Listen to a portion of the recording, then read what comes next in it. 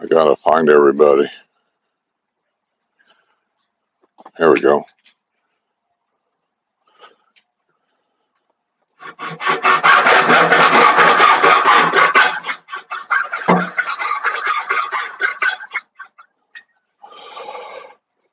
I want to apologize to everybody. There's going to be a little bit of noise over here for a little while. They're putting on new gutters on a neighbor's house. This last 2 weeks has been the noisiest goddamn 2 weeks around here I've spent in 11 years. So much for a quiet retirement community. There ain't any. I'm looking in the chat. So far, I don't see anything. I checked the audio, so I know my audio is working. Buddy's right down here. Julie Ship. Happy Thanksgiving, Julie. When are you coming down?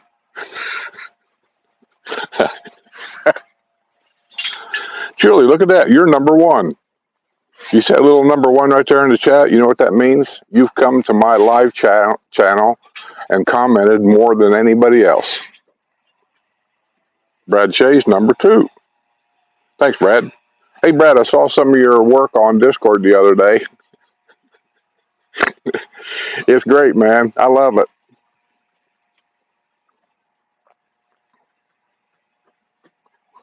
Happy Thanksgiving to everybody, I guess. We don't here at my house anyway, the last few years, well, since I retired actually, other than 1 year I had the W&L crew, the ones that were here, over to the house for Thanksgiving dinner.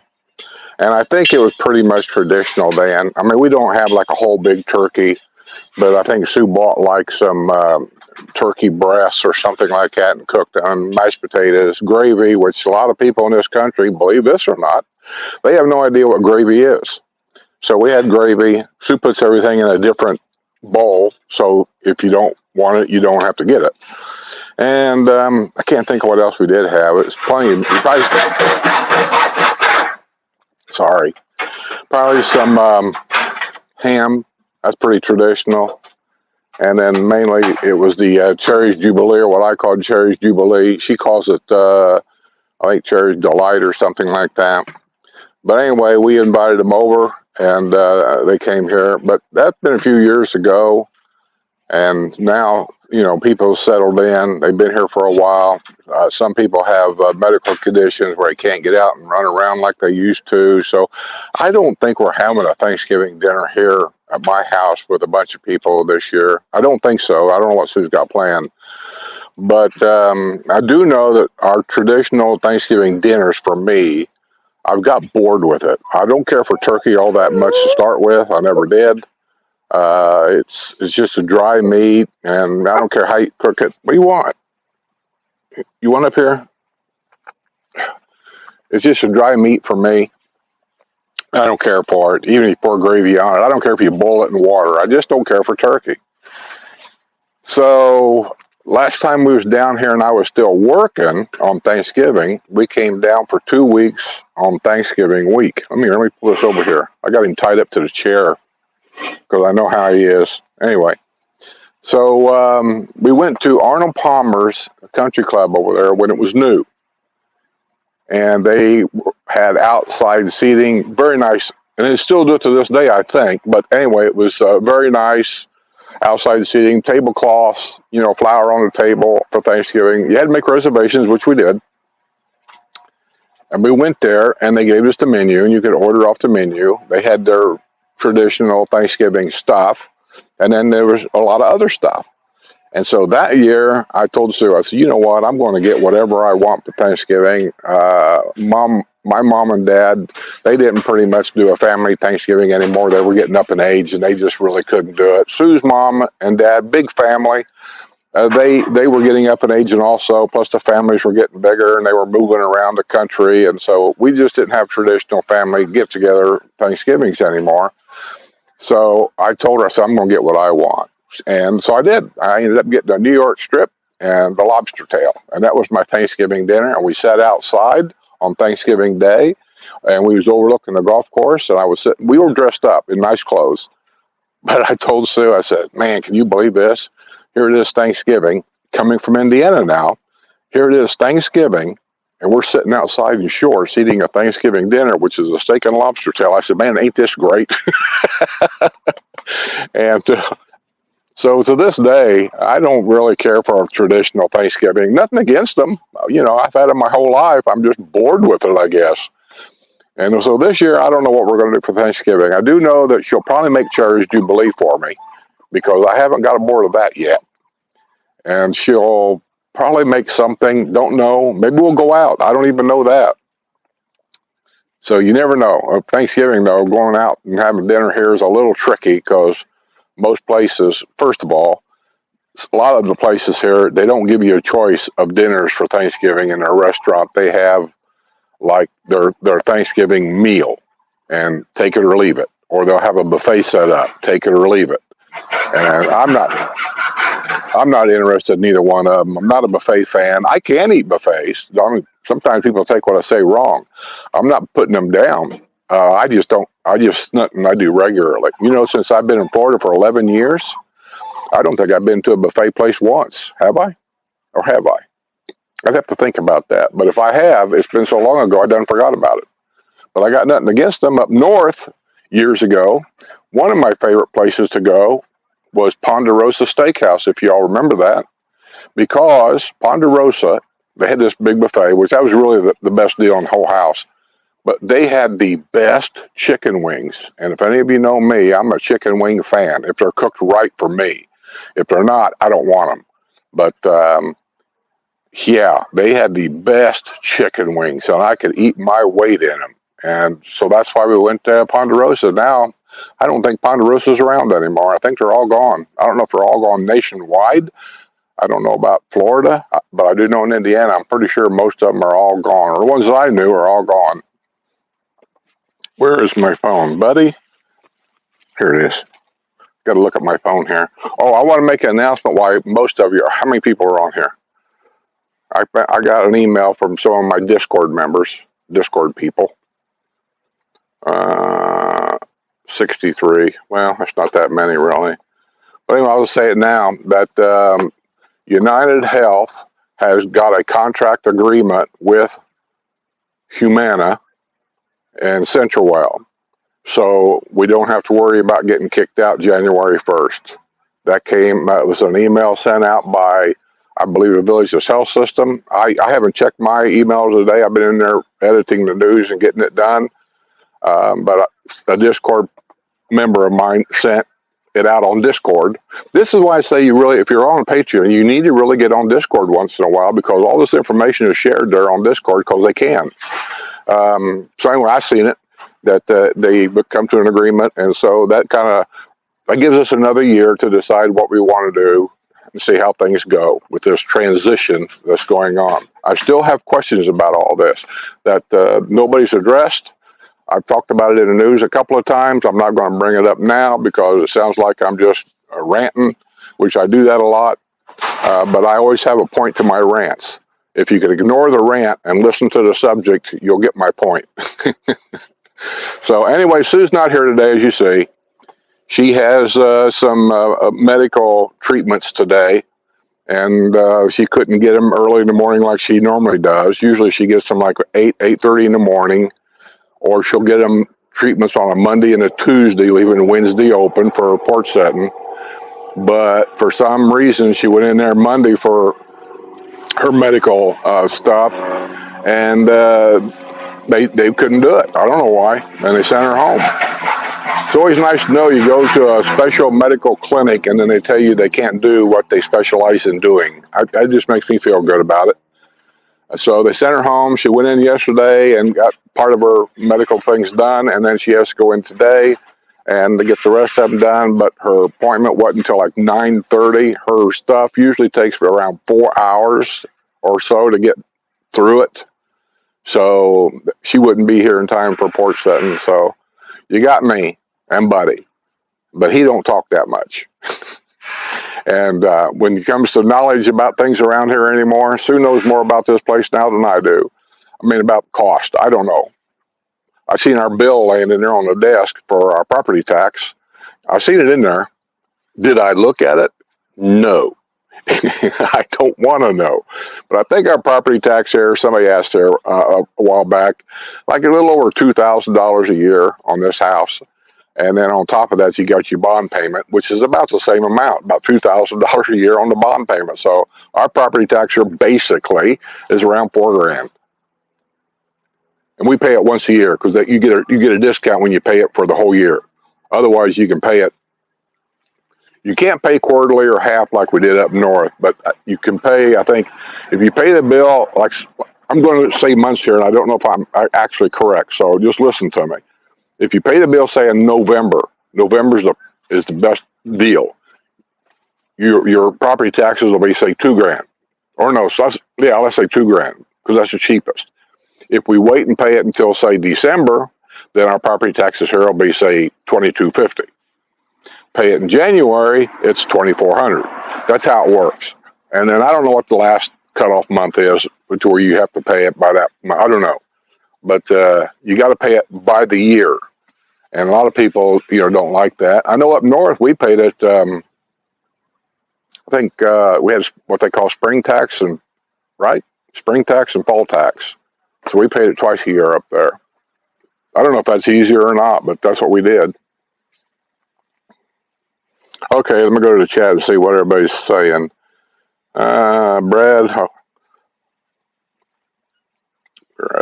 Timothy, hey, happy Thanksgiving. B Gent 5, I'll bring some gummies so you'll feel better. I've got, let me tell you what these gummies. I've got gummies. I got 4 bags of them. One was supposed to be, and really, to me, it's about the back pain, to ease the back pain, because medicine down here is all government controlled. People want to complain about communists and all this and that. We're all government controlled here. The doctors can't do this, they can't do that because of government laws. And I go in all the time about my back, and so it hurts and it never goes away. It's always there. Just some days it's less than other days, and sometimes it affects the way I walk. And then they always want to just send you in to more specialists and send you in for pain management. I'm sick of all that. I've been through all that before. I'm just tired of it. So just give me some kind of a low grade pain medication or whatever. And I want to go get some Excedrin, get some ibuprofen. I'm a dumbass. Like, I don't know that. Anyway, so I thought, well, I'll do the gummy thing. I'll try that because I heard people say that it helped them out with their pain, different kind of pain, the knees, and in Florida it's legal. So I got 4 bags.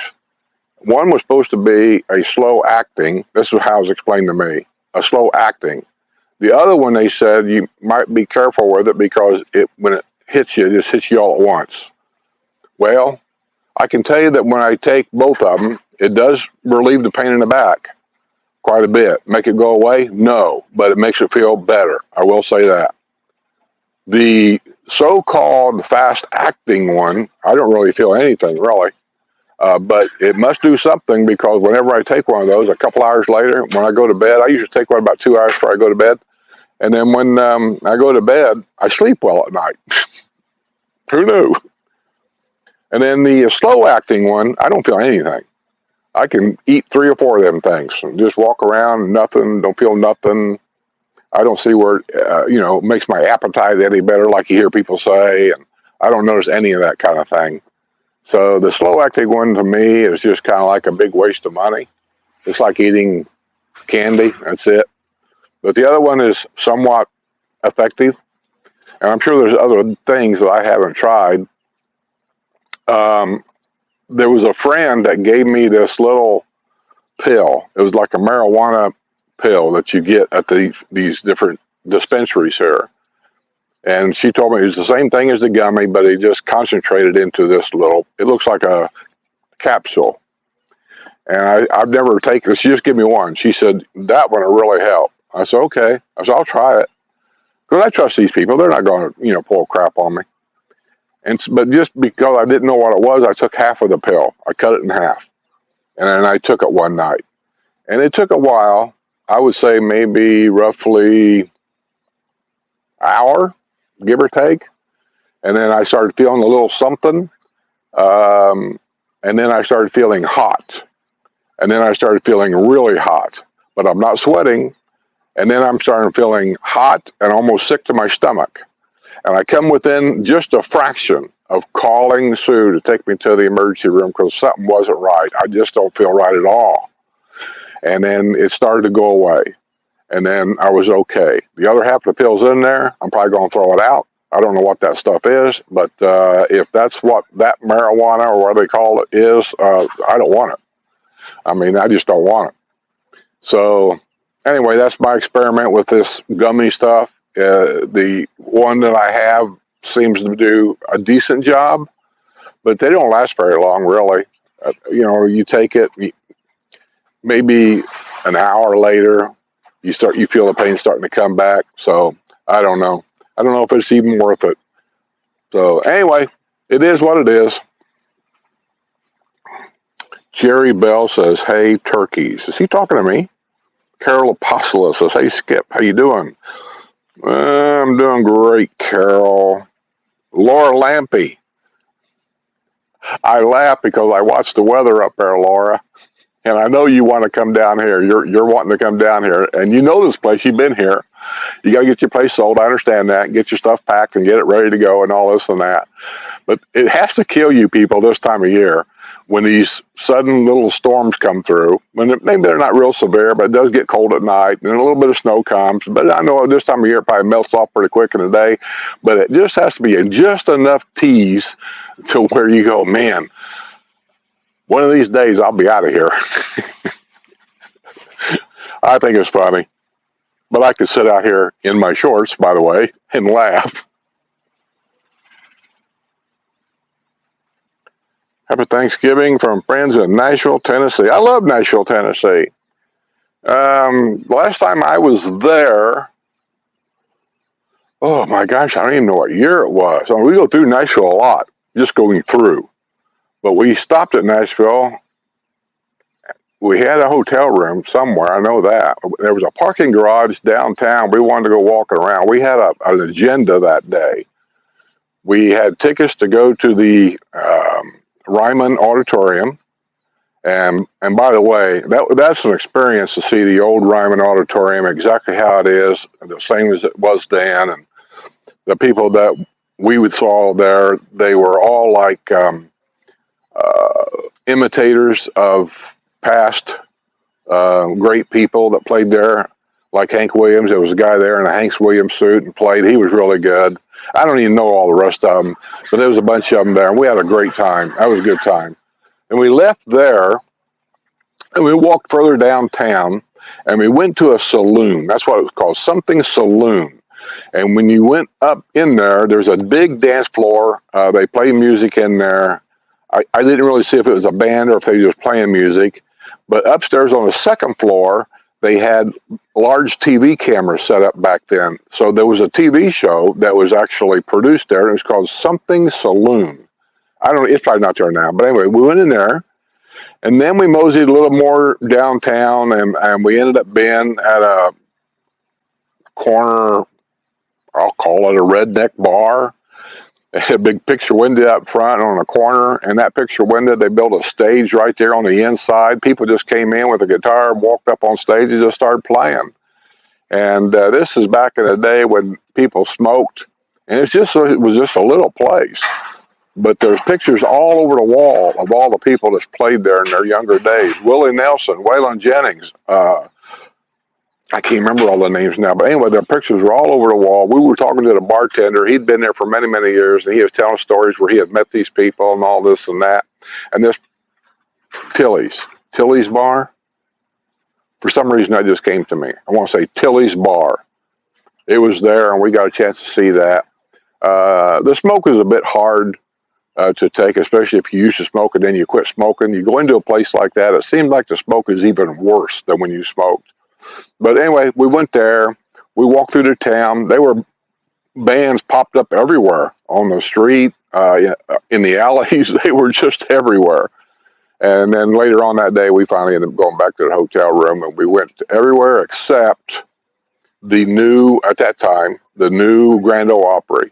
Couldn't get tickets. They were sold out. I forget why, but we didn't get a chance to go there, and I haven't been there yet. So, I mean, that's something that it's not really on a bucket list of mine. But before I kick the bucket, I would like to go there and see, a decent show of some kind. But all the guys that I've listened to and the ladies I've listened to growing up, hell, they're all dead. So the people they got playing in these places now, I probably don't even know who they are. So I don't even know if I want to go now. I'm talking myself out of it. What did I see about Nashville today? I saw something on the news about Nashville today, and it wasn't good news. I don't remember. You lived there, so you probably know. These glasses, I hate them.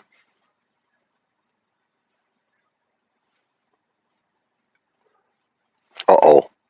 There we go. Rich, happy Thanksgiving to you too.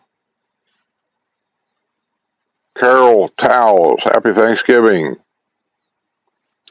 Susan Ray Norton, so made it today. Happy Thanksgiving.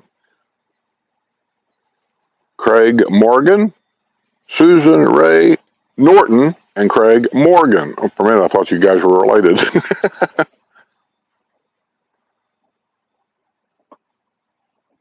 I'm watching Buddy. I don't know what's going on here, but he's getting ready to throw up.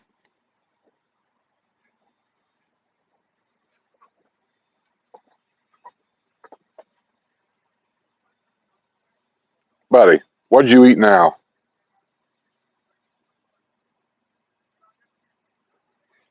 It's hard to tell. So,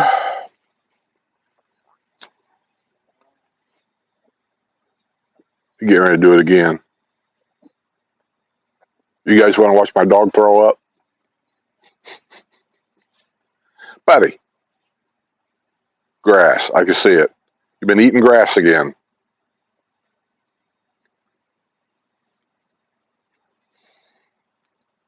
When are you going to learn?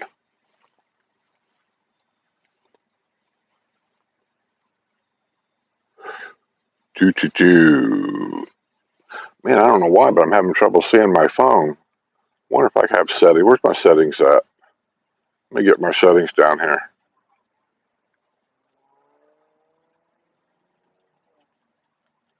Uh-huh. Settings.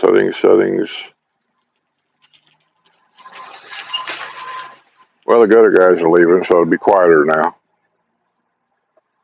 Sue's probably on here. She sits up there in the chair, so you guys say hi to her if you want to. She'll probably answer you. Where is the light on this thing? Man, settings. Devices, modes, sounds, vibration, display. Yeah. Oh, yeah, let's brighten this baby up. There we go. I got it now. So you guys didn't think I knew what I was doing.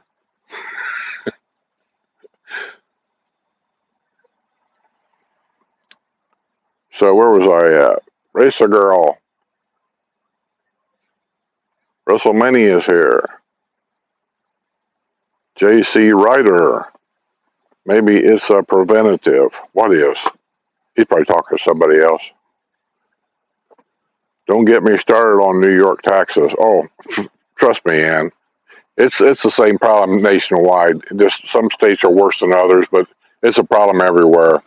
You know, I don't think it'll ever get passed in a way that some people think they'd like to see it passed. But well, I'll tell you what, DeSantis is on top of it. You guys can dislike him if you want, say all the nasty stuff if you want, but he's on top of it. I mean, he came up with this thing a long time ago about he'd like to see property taxes done away with in Florida. Well, that's a broad statement. I don't think it'll ever be done that way, but I can see where they could do an awful lot. Like somebody say, I don't know, 70 years old and older. Once you reach the age of 70 years, and let's say you own the home in Florida for at least 10 years, then your taxes will be reduced by, say, 50%. Some little thing like that is a great big help for a lot of people. So I don't know what they're going to do because he's got to pass it along just like the president does. And then it goes over to, I don't even know, Florida senates or whatever, and they got to go through it, and they're going to tweak it and add some stuff to it and approve it, disapprove it, and then it'll go back to the governor's desk, and he'll argue about it. It'll go back and forth. It could do that for who knows how long. So we'll see what happens. But I'm for it. I've been for it forever. I bitched about it up in Indiana, saying this just ain't right. So people in their 80s are having a hard time buying medicine and things, and at the same time, all of a sudden they get this $3,000 property tax bill. And that money could be used to buy medicine. And they talk a good line about helping people, and they don't help nobody except themselves. It's all cloudy today. It's a little breezy today, actually. I'm waiting for this awning to go in. I probably should go there and unplug it so it can't go in, but we'll see what happens. Uh-oh, what happened?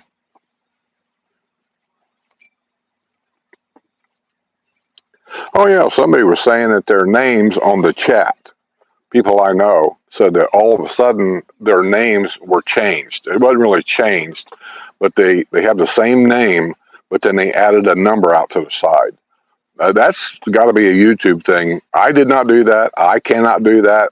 When you guys set up your channel or whatever and everything, you're the one that types in your name, and they approve it or disapprove it, I suppose. There's nothing I can do about it. Why they would change it, I don't know. But this is the problem I have a lot. You can even ask Sue. There's sometimes we'll come out here to set this thing up, and next thing you know, she hears me ranting out here. So what's going on? They've made changes again, and they don't inform us. They just make them. And then all of a sudden I got to figure it out.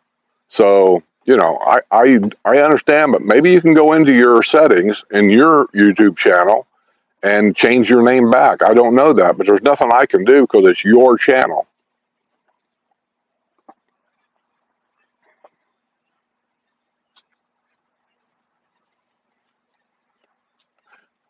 Jerry Bell. See, Jerry Bell, I never noticed that before. Laura Lamp, I never noticed that before. You guys have got the numbers behind your names now, too.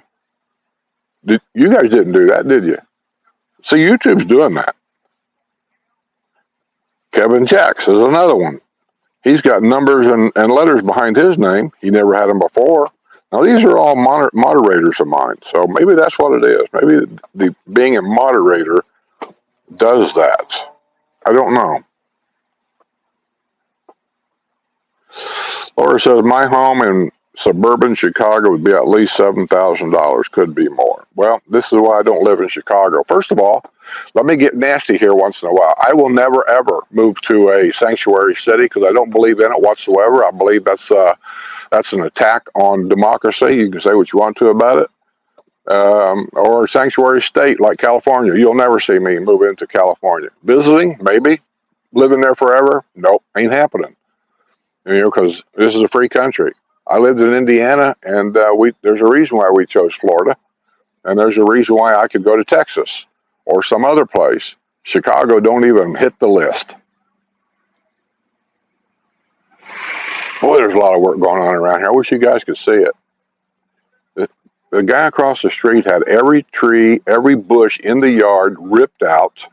Then they came in, dug everything up, put in landscaping, the stackable brick, which is fine. That house should have had that a long time ago. And then another came in, and then they put new plants all the way around the house everywhere, which is fine. And then they put in weed bedding things to keep the weeds out of the flower bed, and they put rock in it all the way around, which is great. The thing is, just imagine how many trucks, how many people coming and going in and out. And our streets are limited on parking, and how much the street gets blocked up with people parked everywhere. And then on top of that, you got other people that had the roof tore off of their house. It takes time. And it's not that takes time, it's the parking. Everybody seems to think they can park over in front of anybody's house. We'll park over here. There for a long while they were putting the roof on over here, there was a guy who had his pickup truck parked directly in front of my driveway. And it sat there for a long time. Well, if I wanted to go somewhere, I got to go ask him to move his truck. That just seems disrespectful to me to even do that. So this is that time of year where everybody's doing something because snowbirds are coming back. and they ain't been here for a while, so let's get this done now. And over there, there's a house. The guy's got a truck in front of it, and this is no big deal, but it's just more parking on the street. It looks like he's having his heating and air conditioning serviced, putting in new probably filters. They'll check the pressure on the pumps and all that. So yeah, it's just a busy time of year.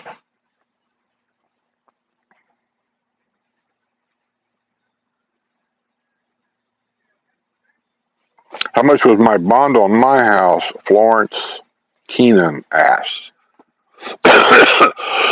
I'm thinking in my neighborhood here for a brand new home back then it was 30,000. The further south they go, the higher the bonds get, and I think that's a reflective on paying a higher price for property, doing more and more inside each district. I would imagine the Eastport Middleton area bonds down there are pretty significantly higher than ours because look at all the stuff that they're building. Well, all that comes from, bond money and things. So here it was 30, I think around Lake Sumter when we had our little patio villa up there.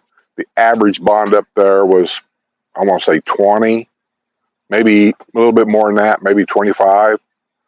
Get up around Spanish Springs area, I think the average bonds up there are say 20, 15 to 20. You get over to the historic side, I don't think they had any. I think that's why a lot of people like to buy them older houses up there and pull them out and build a new house there because they don't have bond. They also don't have a lot of the restrictions that the rest of us have. They can have yard decoration up there. Um, you know, it's just a matter of what it is you want. If you want to live next to the school down there and have the football fields and all that stuff that they got down there, and a brand new house, that's where you got to go, and you're going to pay for it. So I don't know what to tell you. I mean, there's a lot of great deals on pre-owned homes. I see them every day because they told us when we moved in. I didn't listen. Deb told us. I didn't listen. We bought this house and already put her name on the paper. She came over to look at it and was walking around. And she said, you should have bought this house way over here or whatever. She pointed one out. And I said, yeah, I asked about that house. But man, I said, they wanted like $30,000 more than this house. And she says, you're going to put $30,000 in this house anyway. And at the time, I thought she was just poking, fun at me. But then after been here 10 years, no, she's exactly right. We probably got 30,000 extra in this house, if not more. All the little upgrades you do, it adds up. So if you can find a good used home for less money, bond paid off, has all the upgrades in it that you want, forget what everybody else wants, what you want or what you need, and it's less money, it doesn't make no difference what neighborhood you're in. It doesn't, because everything is convenient no matter where you live. There's probably only a handful of neighborhoods that I can think of off the top of my head, and I don't know all the neighborhoods, but I know most areas. Every neighborhood is close to everything. I mean, at any given point in a golf cart, no matter where you live, you're within 10 or 15-minute golf cart ride of a square, usually. You're within a 10-minute ride to go to a grocery store in a golf cart, go to a doctor. The villages puts these doctor's offices or the health system offices, whatever you want to call them, they're scattered out throughout the villages. They're all over. And you can just pick one if you want and say, I want to go there. I don't want to go here. I want to go there. And I did that. I used to go to the one down on the other side of the road at Brownwood over there. And I changed it. So I want to go to Pinellas over here. I like Pinellas better. I don't know why. I just do. And so I've been going over there ever since. So you're always fairly close to anything you want anyway. I just always say the key thing to look at here is not shopping.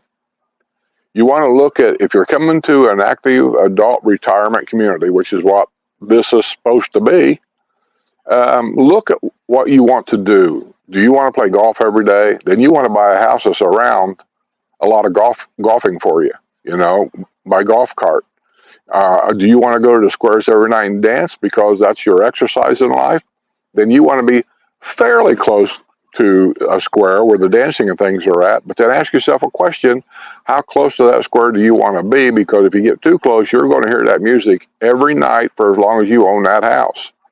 And that's me. I don't want to hear it every night. So that's how we ended up picking this place here.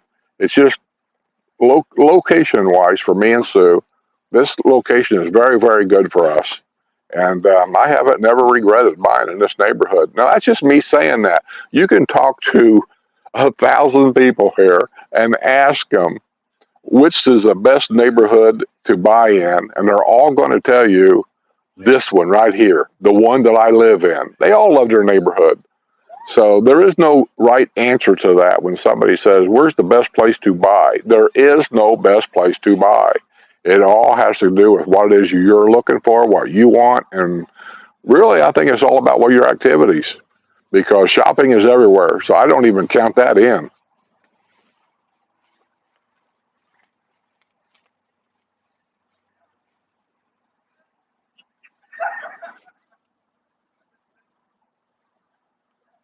Huh. I keep hearing people, and I don't know where they're at. Do I need to know?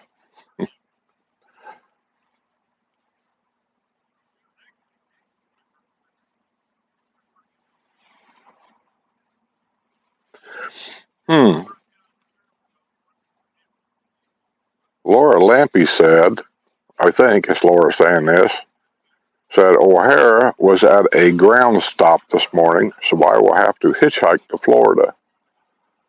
Well, I think if I remember right, I don't know the guy's name that runs the FAA rules and regulations and all that.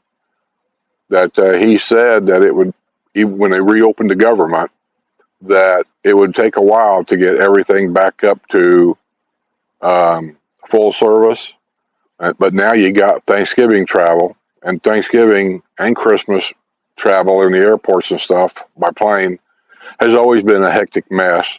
And it ain't just that. The price of gas is down quite a bit this year compared to last year. So more people probably will be driving to wherever they want to go to visit people Thanksgiving or whatever. So traffic on the highway this year will probably be a little worse than say last year. Hopefully not, but it probably will be. So the only thing I got to say as a professional driver, take your time, take breaks. You see a rest area and you're feeling a little fatigued, just pull in. That's what our tax dollars pay for them things for. Go in there, get a cup of coffee, walk around the lot a little bit until you get woke up. Find out something that you can do in the car that helps keep you awake. They always tell you to crack that window, get that fresh air in because that helps keep you awake. Well, it also helps your ears to go deaf. I know because truckers right here, this here right here, because it's next to that window. We all have a hearing problem right there. And so just beware of that. And with the newer cars today, I don't think you need to do that anymore. But I don't know what everybody's got me to help keep me awake at night, and I don't know why. Wintergreen Lifesavers works really well with me, and I'll start eating them at night when I start feeling a little bit of fatigue. And for some reason, I don't know, they just seem to help keep me awake and get me to where I want to go. And usually, I just don't want to go that far. I want to go down to the next rest area to find me a place to park or whatever. But find out what works for you. Smoking? I'm a smoker from back in the day. And that helped keep me awake. It sure did. So I'm not going to badmouth it. If you smoke, you ought to quit. But if you do smoke, if it helps keep you awake, then do it. Just make sure there's no kids in the car. That ain't fair.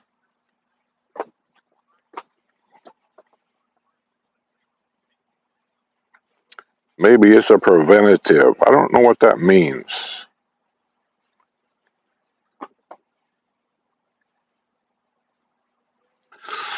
Then Lisa says, oh gosh, get out of there. Crazy. Get out of where? They're talking to each other, and I'm trying to figure out who's talking to who. And Wrestler, hey Wrestler, how you doing, buddy? Did you ever get that basement done? My God, you've been working over there. It seems like forever on that thing. Throw some paint on the wall, throw some carpet on the floor, and then look at your boy in the eye and say, now you're on your own. I know it's not that easy. We just wish it was that easy. What's he got? The guy working on his stuff, he's coming out with what looks like a great big vacuum sweeper. What would that have to do with the furnace? Maybe he's sucking out dirt. Maybe he cleaned out his air. I don't know. I'm just nibshitting.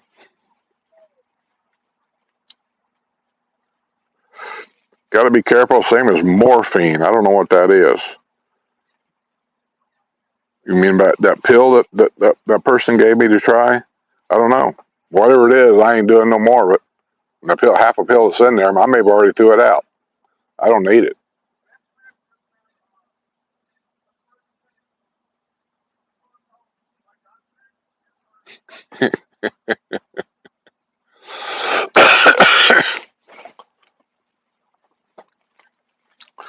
uh, Gringo. Hey, Skip. And the village people. Hey, Mr. Rizzo.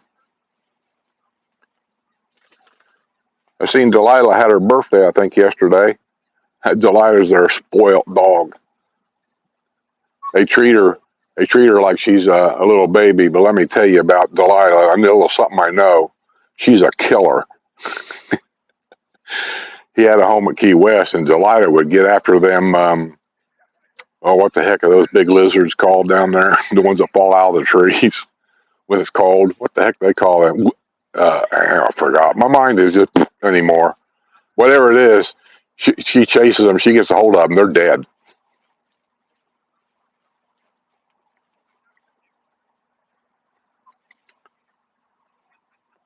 Morphine can do the same thing. I was told by a nurse. That could be true. I never took morphine. I know that when Dad had Alzheimer's and he was in his bed the last few days of his life, they sent. He was in hospice care, and hospice came with a bottle of morphine, and she showed me how to administer it to him. And it really wasn't for pain. Dad never had any pain. That's one thing about his Alzheimer's that really I'm thankful for. It cut that part of his brain off to where he had no pain. He couldn't. If he did, he didn't know it. He just had no pain. We'd ask him all the time. And they brought the morphine. She said, "Now this really isn't for pain because he doesn't seem to have any."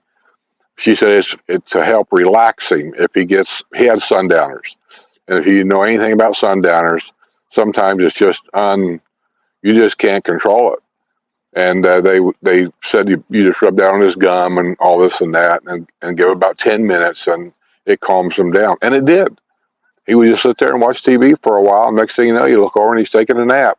I know it may sound a little cruel, but if you ever seen sundowners, I'd rather have him like that than to do some of the things that he was doing, because it's just bad enough to deal with the Alzheimer's than the sundowners that kicks in. I could tell you the story about his Alzheimer's and how it was doing. Actually, before it was really full blown Alzheimer's, it was dementia. Some guy, and I was working at the time. I was a truck driver, and I used to call Mom once in a while to find out what's going on. And anyway, make a long story short, he paid $10,000 for a vacuum sweeper. I wrote a check. And Mom was trying to tell me why, and I kept asking Mom questions, and Mom just, I don't know, Mom just seemed to be almost out of it herself sometimes. So, oh, that's just the way he is. I said, no, there's no $10,000. Anyway, I got mad. So when I got home, I immediately called the guy up, went to Mom's house, got the bill, called the guy up. And just to say in no uncertain terms, he only had one choice. Get up here, get this vacuum sweeper, and give my dad his check back. And there's no second, phone call here. I'm not fooling around. And he did, but I wasn't there when he showed up. And Mom told me, she said, I don't know what you said to him. Mom was kind of mad at me. She said, what'd you say to that guy? I said, I just told him he needed to come up here and get his money, give you your money back and pick his vacuum sweeper up. That ain't exactly what I said, but that was the point of it. She said, well, he said you was very rude and you spoke very nasty to him and he didn't appreciate it. She said, that's embarrassing. Yes, well, him charging Dad $10,000 for a vacuum sweeper is highway robbery too. So I said, why are you yelling at me? I got your money back. So anyway, those are days long past. But now watch, buddy, every week it's the same thing. Every week. Oh my God, I can't even reach it. You go get it yourself. Yeah. It's been such a hectic week and a half to 2 weeks. Yeah, I'm drinking beer today, and I really don't care if it's what time it is.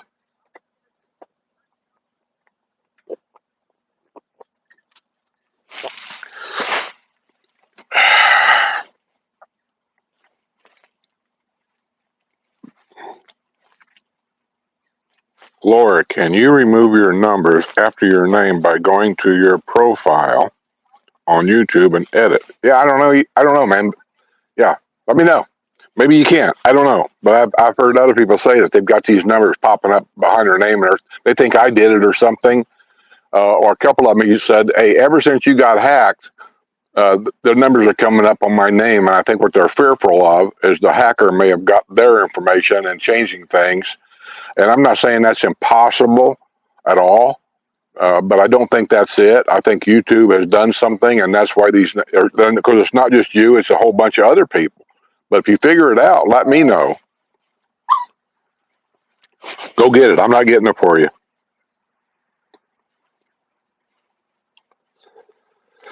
The bond pays for development of new sections of the villages, the grazing of ground, laying utilities, making the roads. People seem to think that the developer pays for that, but it's the new buyers. That's true. The bonds, everything in motion. There's certain state laws here that has nothing to do with the developer. What does and it don't. Keep in mind, there's different counties, and I don't know all the county laws. I'm not a lawyer, but I know there are certain things that have to be in place. The infrastructure of an area, a district, has to be in place before they can sell that first lot. Now, what infrastructure has to be in there? I've heard people say a lot of things. I really never talked to an actual person of power to tell me, but here's what I gather. The roads have to be in place. The utilities have to be in place. Water, electric, that kind of thing. Got to be in place. It's all underground, but it's got to be there. I understand that rec centers and swimming pools have to be in place. Now, there's a question about that, but I'm just telling you what I was told, that they have to be in place. And there's some other stuff that's probably there too, but I don't know it all. Once all that's in place, now the first lot comes up for sale. We're starting to sell lots here because that's Florida law. That's not the developer. That's not Wildwood Commission. That's Florida law. So that's what that's for. Now, years ago, many years ago, that was not true. That what he says is true. The developer paid for all that out of his pocket. And then he sold the lots and got his money back. And then they came down here. This is after Gary Morse died. The greedy son that took over the thing now, it's been going downhill ever since. Great building, great development, great everything, but it's all about greed. He had a law passed or had things changed. He may have used Hague, state representative, to do it because Hague was in cahoots with the developer. He was on the developer's payroll passing laws down here while he's on their payroll. And that's the first time that I've seen that, and that's when I started looking things going, this ain't right. This is crazy down here, what's going on. So, but anyway, when that came out in the news and that was reported, all of a sudden Hague announced he was not going to run for re-election. Here he is, a state representative to represent the people, a salary of something like $170,000 a year. He was on a developer's payroll. And I have to go back and check the news out, and you can probably Google it. But he's on the developer's payroll for another six-figure salary. So his conflict of interest here. Another thing that was never investigated. And just like this trend guy. Well, I don't want to get on this United Healthcare thing because this has really got under my nerves. Not the fact that the company. I don't want people to misunderstand me. Business is business, and business will always be business. Business comes first. That's how business operates. Big business, it's all about the bottom line. If we're not making money, we got to get rid of this, and we'll go do that. And that's how business is. And when Humana Centerwell took over the village's health system, United Healthcare, what the changes they might make there, that's just business. They don't know me. I don't know them, so it's nothing personal. It's just a business. But the fact that Trend, the smiley-looking guy, you've seen me show his picture. He's the CEO of the Village's Health. How does $300 million disappear underneath his nose and he don't know anything about it? I don't believe that at all. I don't believe it at all. Until this day, I do not see any reports, and I've been looking. I've sent emails out. I haven't heard from anybody yet. I even sent one to Governor DeSantis. I haven't heard anything yet.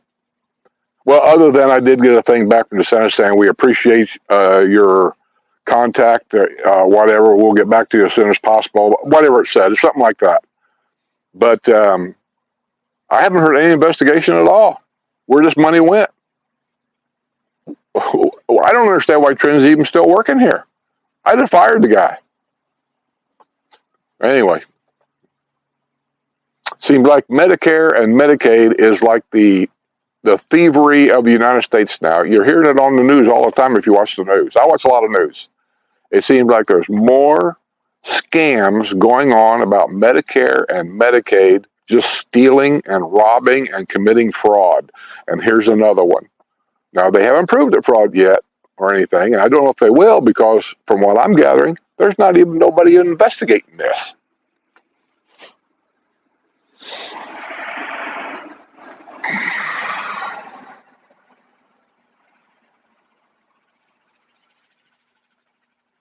Jessica Moore. Hey, Jesse, I see you're on here. How come you don't call? I've called you 3 times now and left you voicemails, and you don't even call back. What's up with that? When you were in Florida, you called me like every week. Now you moved to Indiana, and all of a sudden we don't exist anymore? I mean, that's fine. You don't have to call. But I'm calling you out on it.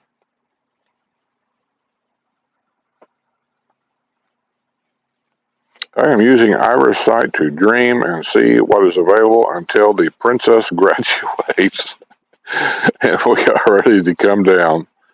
Well, Ira's a good one if you're wanting a pre-owned home. He knows a lot. I don't know what else to say.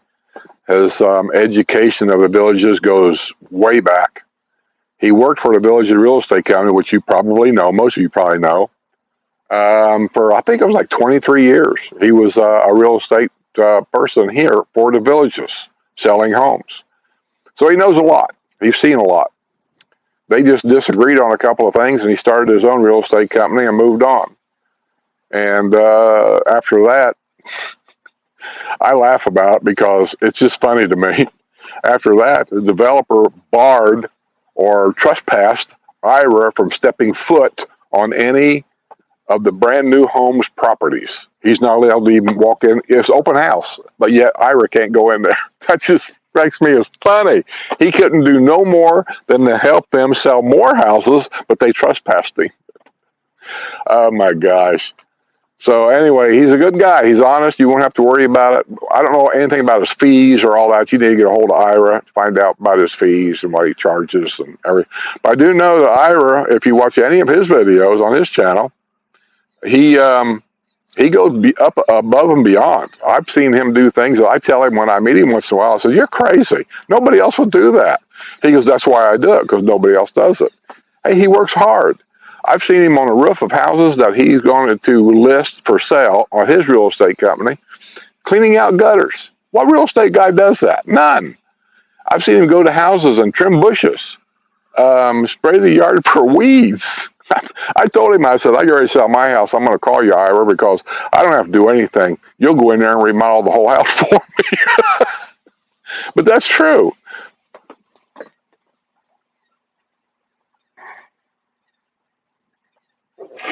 Buddy? Oh. He sees our neighbor over there. He likes our neighbor. You stay here.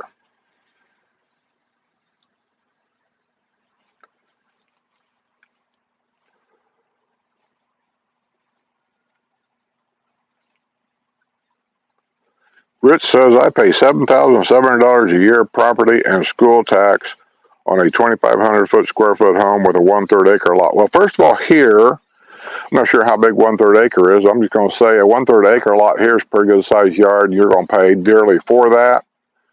$7,000 on, I don't know what the value of that home is, because I know that most property taxes here is based on the assess the value of the home. It's possible here that you can find a 2,500 square foot home that's worth $1 million. It depends on where it sits.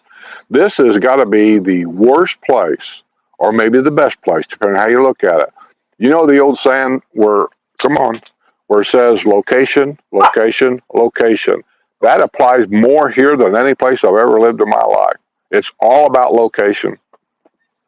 If you got a house backs up to a golf course, for example, so you don't have no neighbor behind you or whatever, and you got that scenic view, or you're parked next to a water view, a pond, a lake, or whatever, you're going to pay dearly for that. I mean, that's just the way it is here.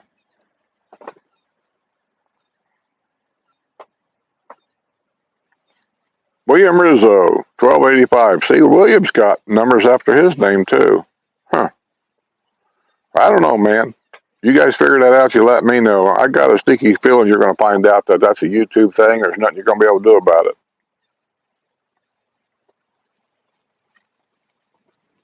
Thanks, Cheryl. Happy Thanksgiving to you, too. 82 degrees in the villages. Yeah, that sounds about right, I guess. It's hard to gauge these things. I don't look. I should look, I guess. All I know is it's very comfortable. Humidity this time of year is way down. Let's say the temperature is 82. Maybe it is. If it's 82, it feels more like 75 because of this breeze going through here.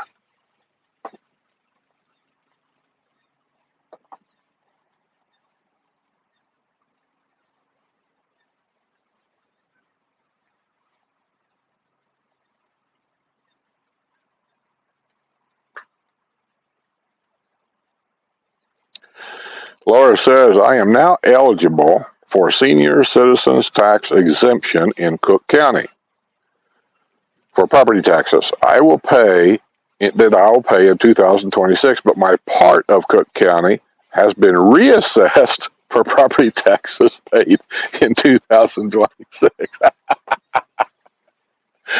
Just when you think they're going to give you something, man, they just yank that rug right out in front of you, don't they? That reminds me of the Teamsters and our contracts. Hey, boys, we just did a negotiation and we've got almost a contract that's going to be approved. You guys are going to vote on it, and we want to give you the highlights. One of the highlights is you're going to receive a 10-cent a mile raise, because I got paid by the mile and the hour because I was a road driver. And over the next 3 years, so you get 3 cents this year, 3 cents next, whatever the case, and blah, blah, blah. And then you're going to get hourly raise. You're going to go from I forget what it was. It sounds ridiculous, I know, but it was pretty good. Back when I worked, it was like $40 an hour, 42 to 50 an hour, and it goes up to 45 an hour, something like that, and all this and that. And then you sign the contract, and then the contract takes effect. And then the thing they didn't talk about was now your health care that you've been paying, a family health care plan that you've been paying, I don't know, $23 a week on, all of a sudden now that went up to $55 a week. So you think you got something, you end up getting nothing.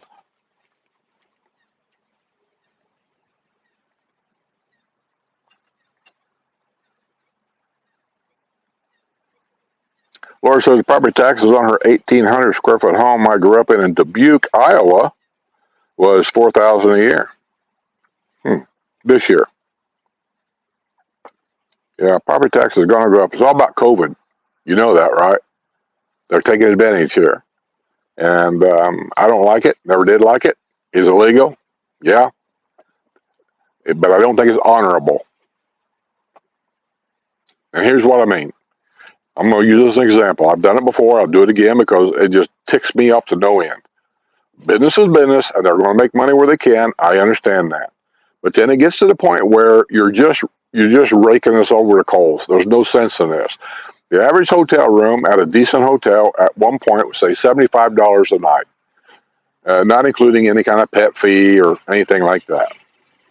So $75 a night. COVID comes along, and now it's $150 a night. Right? Because I questioned it. Sue and I used to travel a lot and go to hotel to hotel to hotel. And I said, why is that? Well, COVID rules in our state, whatever state we happen to be in, but most of them said the same thing. The COVID rule says that in a hotel, you have to have every other room has to be empty. And so it doesn't help spread COVID. Now, I know. Just think about that for a while. I already done my argument with it, so I'm not going to get into it. And so we have to double our rates to make the same amount of money to be able to afford to pay our bills here as a business. Okay, you can swallow that. You go, okay, it makes sense. So you just go on. Now, COVID's pretty much done and over, the bad part of the COVID. I know there's some strains floating around, but basically, you know, the big, I'll call it the big era of COVID is over. But the price of hotels ain't came down. They're still staying there. Why? Like Sue says, because they can. They're not going to bring them down. But they could, but they won't.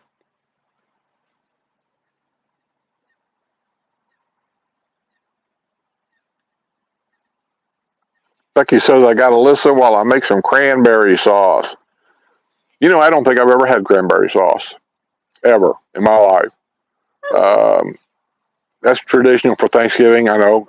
Turkey, cranberry, stuffing for a turkey. And that's the one thing I did enjoy about my grandma's turkey. She made her own stuffing, and it had a certain flavor about it. Don't know what it is, but I really like the stuffing a lot. But cranberry sauce is something I never got into, and something that I don't think I've ever had to this day. Cranberry juice I've drank. Buddy, what is it now? God, you're whining. You're worse than a kid. Here. Right there it is. You want up here?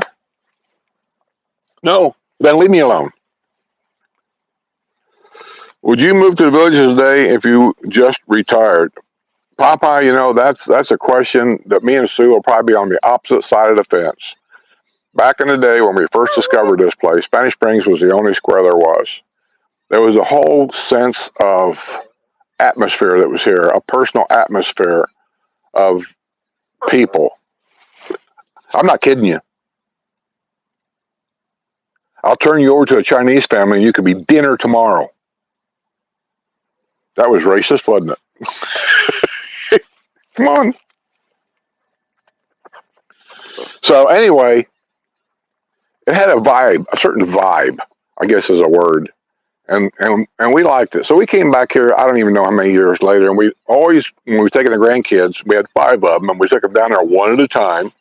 And we always stopped by the villages or the hotel up there, and we would spend the night. And we'd walk down to the square, and we'd listen to, you know, the music and talk to people down there. I mean, I'm not a shy guy to talk to people about things. I will. And Jessie was here one year, and she was sitting next to us at a chair. Now, we didn't feel fear of any kind at all. And she disappeared. And I asked her, I said, where's Jessie at? Now, at that time, Jessie was 5 years old. And the square's got a lot of people in it. And then we found her. There was some people that over the years we've nicknamed them. We have our own little nicknames for them because I don't know their real name. One of them we call her the school teacher.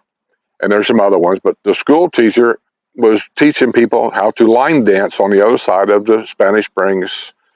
What do you call it? That little thing that the band people get on. And so anyway, they was over there, and I'm looking, and there's like, I don't even know how many people there are, 15, 20 people in a couple, 3 different rows, as she was teaching them how to line dance, if you know what line dancing is. And there's Jessie next to the school teacher, and the school teacher's holding her hand, and she's teaching Jessie how to line dance. And I don't know, maybe that was it. Maybe that's what sold me on this place, was how friendly everybody was, and how open everybody was, and how you didn't have to worry about silly things, you know, like you would normally worry about in some other cities. And I don't know. And so that sold me on it.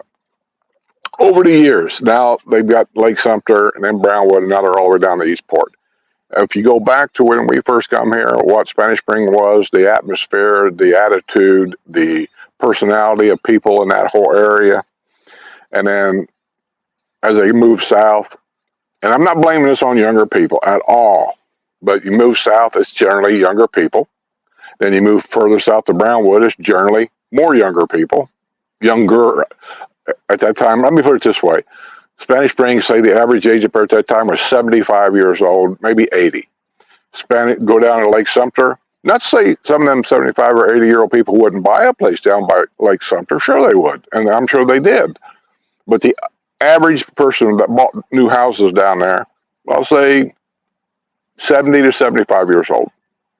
Then you get down to Brownwood, the average person buying a home here, let's say 65, 62 to 68-ish. You go down by Eastport, and down there, the average age down there might only be 50. Why? Because they got the school down there, they got the family thing down there, and the average age is 50. So when you talk to somebody 50 years old today, and then talk to somebody that's 80 years old up at Spanish Springs, you'll see what I'm talking about. Whole different attitude, whole different people, whole different vibe. And that's the part that bothers me more than anything. That's why you'll never see me move down by the Eastport area. I'm not in this to make money on a house. Some people buy houses, they move and buy and they move because they're looking to make a little money every time they move. I'm not in it here for that. I'm in here to spend the rest of my life and just be, peaceful and get along with people that I can get along with. And I don't bother them, and I don't want them bothering me. But my driveway and my door has been open to anybody that wants to come here. I've said it 100 times. Well, last week during Porch Settin, people just showed up. That's fine.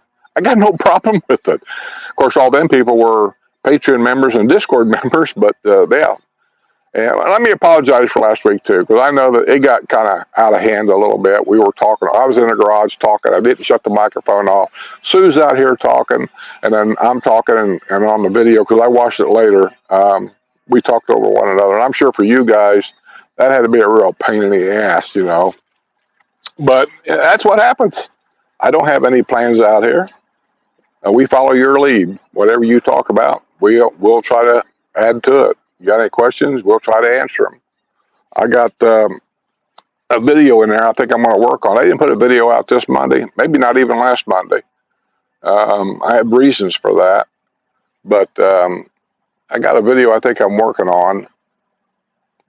I don't know if I'm going to put it on YouTube or not, so I might just put it on Patreon and my YouTube members and leave it there.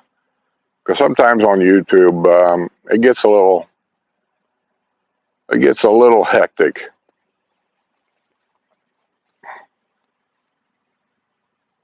But cranberry sauce, I know that's traditional. I've never had any. Let me ask you guys, for your Thanksgiving dinner, what are you going to have? You going to have the traditional Thanksgiving dinner, or like me, steak and lobster? We know a wrestler's going to have, whatever he's going to have, is going to be, what do you call it, vegan, right? I get all this stuff mixed up because as Americans, we are so screwed up in the head anymore. Vegan, vegetarian, no salt, sugar-free, fat-free. I'm trying to think of something else. What do they call it? Restaurants always ask it all the time. Is that gluten-free? I don't even know what a gluten is. How in the hell did we get this way? I'm sure when you go to the Army and you're eating C rations, you don't have, hey, Sarge, is this gluten-free?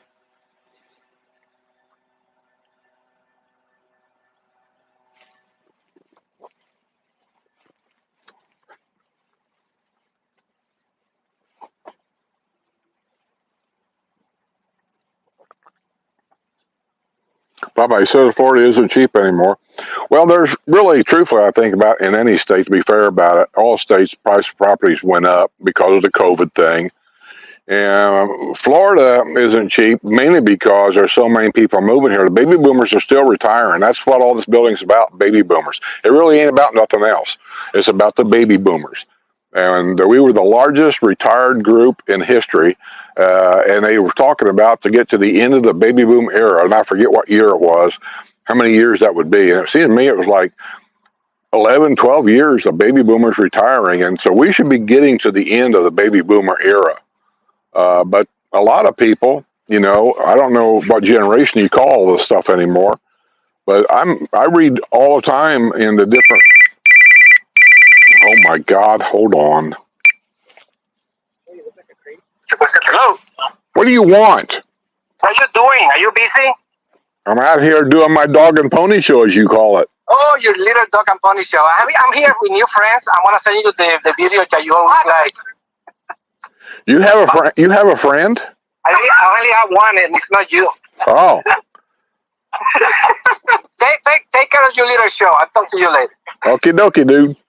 Bye. See what I got to put up with.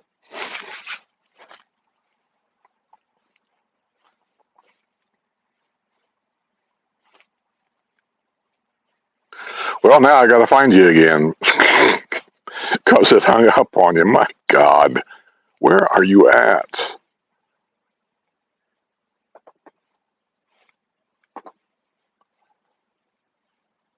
No, that's not it. Wait a minute. No, that's not it. There it is. There it is. Where you at? Don't start.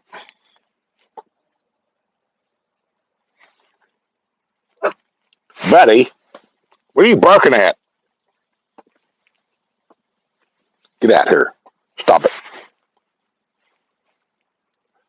Stuffing, taters, turkey, cranberry sauce, green beans. Ooh, I like my grandma's green beans. She picked them out of the garden and she would can them in a jar in her root cellar. Yeah, she had a root cellar. My grandma made everything. I mean, we're talking that generation. Root cellar. She went to the store only to buy things she couldn't really make, like sugar, flour, maybe, and I don't even know what else. When it come to bread, she made her own bread. She even had in her cabinet, I don't know what you call it, but she had shelves and things in there that she always slid the loaves of bread in there. And I don't remember how she done it. Did she leave the bread in a pan, or did she wrap them up in foil or something? I don't know. All I know is you went to grandma's house. It just always smelled like the best cooking in the world. That's what I remember as a kid. Just grandma's house, man. That's where the food was at.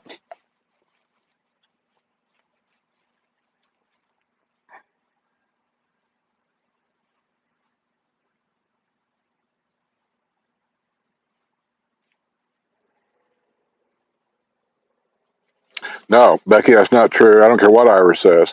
He cannot help you. Well, there might be some things he can do. I take that back. But when it comes to a brand new home that's listed, well, you can only buy a new home by going through the village's real estate company.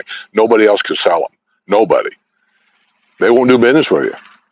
So Ira cannot step foot on a brand new property until you put your name on the dotted line where you're the new owner.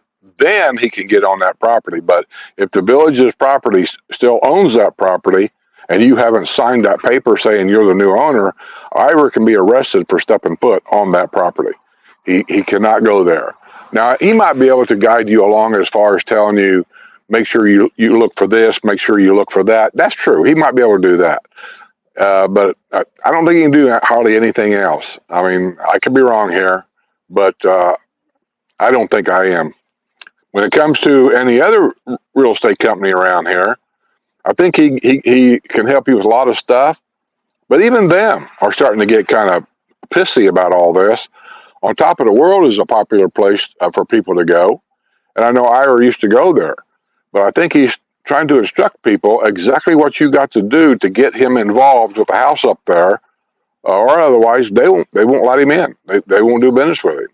So, I don't know. Is that fair? I don't know. It just seems kind of picky unis to me. But anyway, just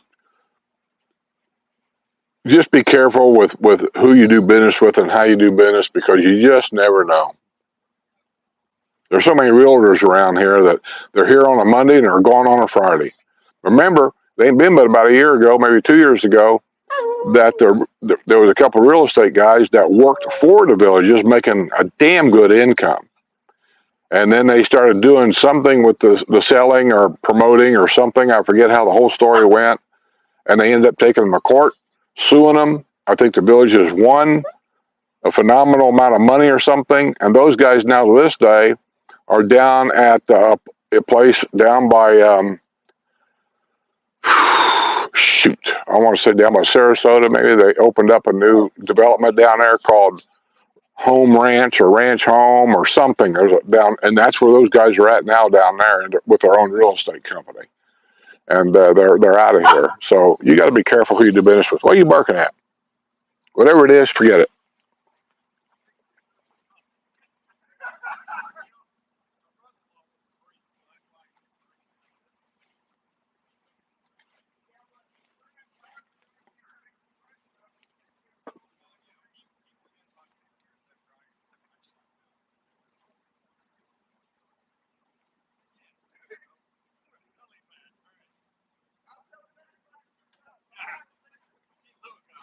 Yeah, Kathy's right. That's one of the advantages here that you have to think about when you retire, because now you're on a limited income. If you're just a regular worker, you're not a millionaire. We don't have. I don't want to say we don't have a state sales tax. I think we do on certain things, but then there's certain things that are exempt from sales tax. Not sure why that is.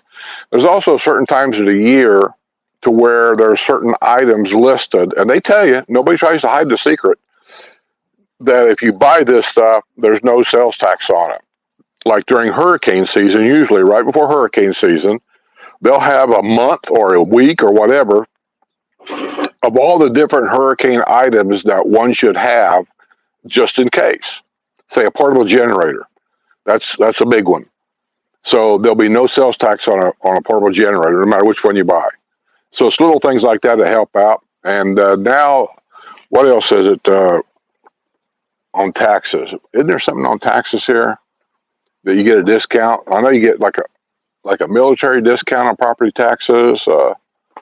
I don't even know what disability maybe tax on the property taxes. Whatever those different things are, you can get. I'm sure Sue has already signed us up for all we can get. Homesteading, we're homesteaded. So, yeah. So, how much money does that save everybody? I don't really know. Sue could tell you, but I don't really know. I'm watching people. They're putting up Christmas stuff already.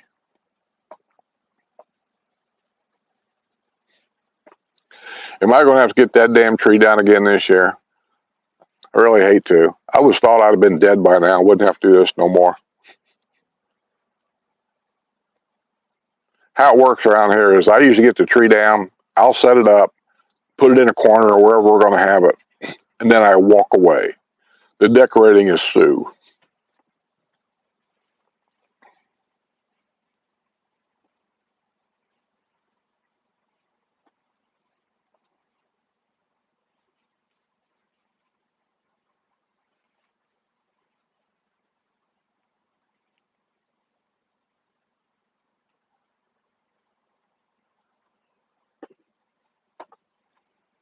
Laura says my dad was on morphine the last few days before he passed. My second niece, who was an RM, gave him the morphine. He was very good mentally until the last 2 weeks. Yeah.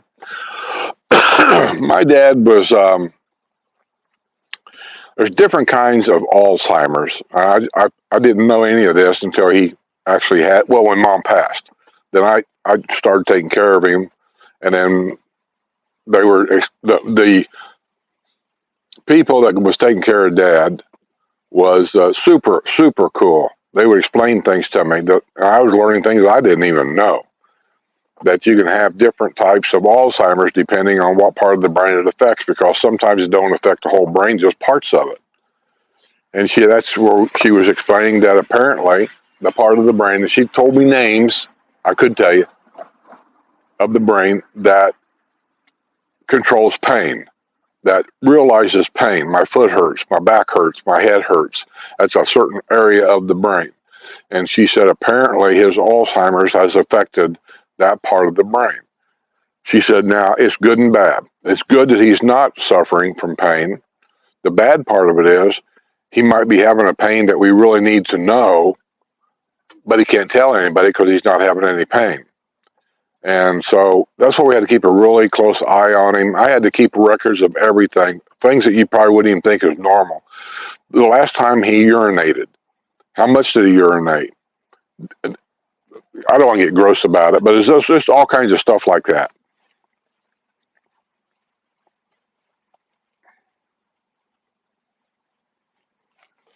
Why could they have every kind of yard sign, pool, landscaping, sprinkler, donuts, and more, except for sell signs that need to be in a window or the garage door? I don't know, Blue Fly.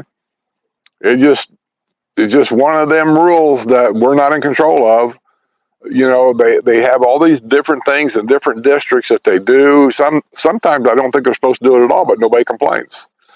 I don't think you're allowed to have a sign in your yard at all, or at least not in my district. I don't care who it is. But I do know that they do that here. If they're putting a new roof on your house, for example, the company doing that will put a sign in your front yard advertising the company and a phone number that we're putting this roof on the house. And so I think the way it's supposed to be done, and I can't substantiate this because truthfully, I haven't gotten an update on my district rules here. And the truth of it is, I haven't worried about it because it doesn't really bother me that much. But when they're done with the job and they clean up, I think they're supposed to take the sign with them. While they're working, I think for some reason they allow them to put that sign out there. Now, that's my thought, but I know what you're talking about. Is there a rule that says they can do it? I don't know that. I don't know that there's a rule that say they can. I know there's a lot of rules that say you can't, but I don't know about any rules saying you can. But at the same point, there is rules that say you cannot have yard decorations. I'm not sure how they define a yard decoration. Try to find that one. But there is rules about Christmas decorations in your yard, Halloween decorations, and maybe some other stuff too. I'm not sure. That you can start putting them up on a certain date. What date that is, I don't know. I don't pay no attention to it. And then after Christmas, your decorations has to come down by a certain date. What date that is, I don't know. I don't pay no attention to it. Now, I don't understand how they can say we have a certain date to put up lights for your tree and you got to take them down by a certain date, but at the same time, roofers have a sign in the front yard that sometimes will sit there for a month, and nobody says anything. I don't know. I mean, around here, we haven't really had anything to worry about. We don't see that problem. Like this house over here, they had a roof put on yesterday, and they're done. And today, I don't see no sign over there. So I think they did what they're supposed to do. They put the sign up while they're working on the house. I think it took them like 2 days. And then when they packed up and cleaned up yesterday and left, I think they took the sign with them. And I think that's actually how it's supposed to be. But when it comes to real estate, that seems to be a whole damn different rule, I guess. But you're right. You're not allowed to have a for sale sign in your front yard. And the villages, I will say, giving them credit, they follow that rule. They pretty much put all the for sale signs in the windows inside the house so you can see it from the outside. It's the outside real estate companies that violate that rule because they probably don't know what the rule is and they really probably don't care. They'll put a sign in the front yard about open house. But here's the thing. You can have a sign on the front during open house, but when open house is over, you got to take a sign down.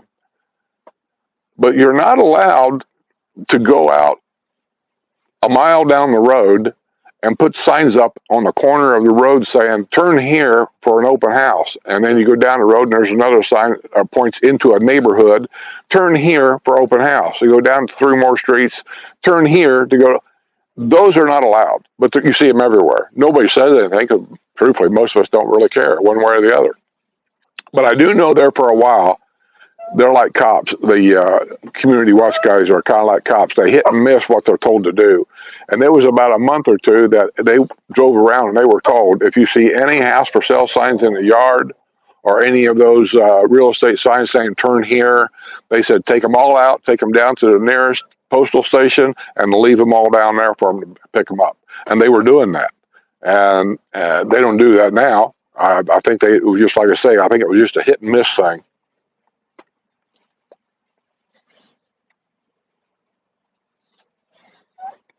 Yeah, I was talking about that big farm guy. I got my Discord people, and I love my Discord people. They're all Patriot members. But when you become a Patriot member, I've got a private members only Discord, and all them people on Discord are members. Harley people. They like to make a lot of noise. But they're all members. Half of them live here, half of them don't.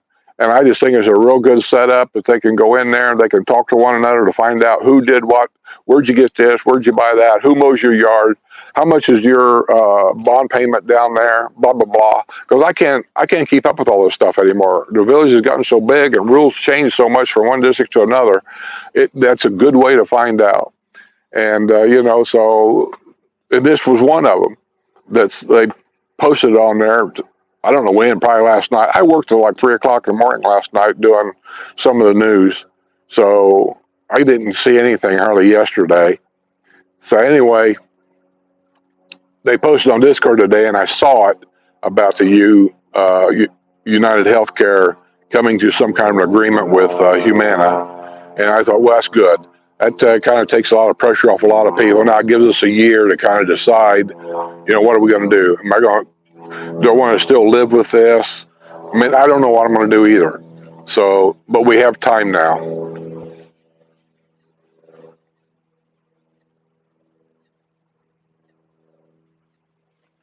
Darson, what's your favorite RV spot there in Florida? I've only stayed at one place in Florida. I don't travel around in Florida like people think. I did my traveling for 38 years in a semi-truck. And now I'm just kind of comfortable, just kind of like just sitting in one place and not going anywhere and doing anything, really. Whenever we do have to go somewhere, and I do video, if you ever notice any of my video, who's driving? Very seldom you ever see me driving that car. Sue drives. That's why I can't find the windshield wipers, because I'm not driving the car enough to even find out where the windshield wipers are even at.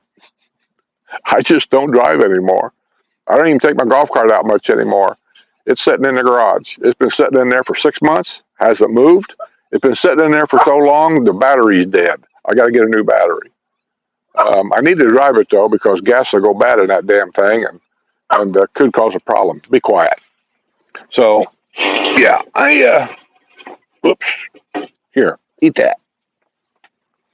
So, no, I don't travel in Florida, but I do tell you, we do travel elsewhere. We go to Texas. Recently, we just got back from North Dakota.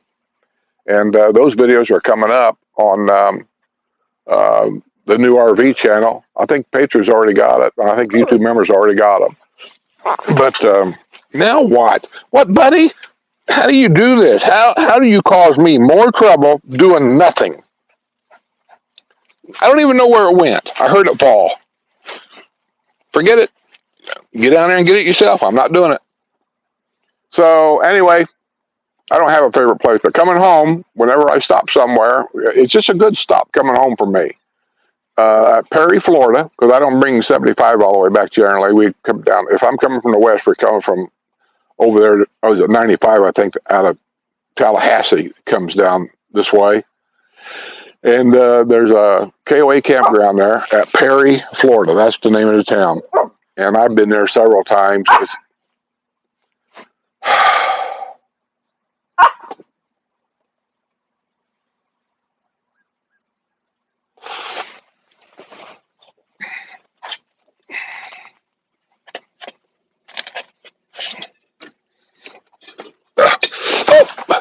Plants. One of these days, I swear to God, I'm going to throw these things in the trash.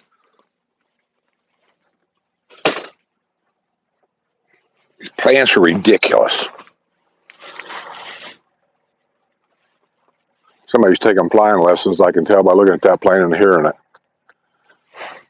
The easiest plane, single prop plane to fly, I believe, is a Cessna. That's what all of them use as a beginner trainer thing. They have a certain sound about them. So anyway, Perry, Florida, KOA campground. I've done video of them before. It's very quiet. It's always, all the time I've been there, it's never been really crowded. Last 2 or 3 times I was there, they put me in a spot that I like. It's right there by the pool and stuff. There's never nobody in the pool. Last time I was there, if you watch that video, I think it may come out maybe Thursday, tomorrow, on the new RV channel. The one that came out yesterday on the new RV channel was the one missing video, because this all happened right when I got hacked. But I found 2 or 3 of the videos of me taking a scooter home in the RV, because he wanted to go in it. there was one video missing, and I never could find it, and I figured, well, it's gone. And I come upon it in my library of crap that I keep on, the hard drives, external hard drives, and I just happened to find it. And so it came out yesterday. So that's the missing piece. And so in those videos on the RV channel, I'm trying to put them in a library that separates everything so you'll always know. There'll be a library, that'll say scooter travels or taking a scooter home or something. So everything in that file will be nothing but those videos. And then there'll be another one about Rockport. I'm working on it now. And it'll show Rockport and different things that we've done, where we went, so on and so forth. And I don't know. Anyway, I'm working on it.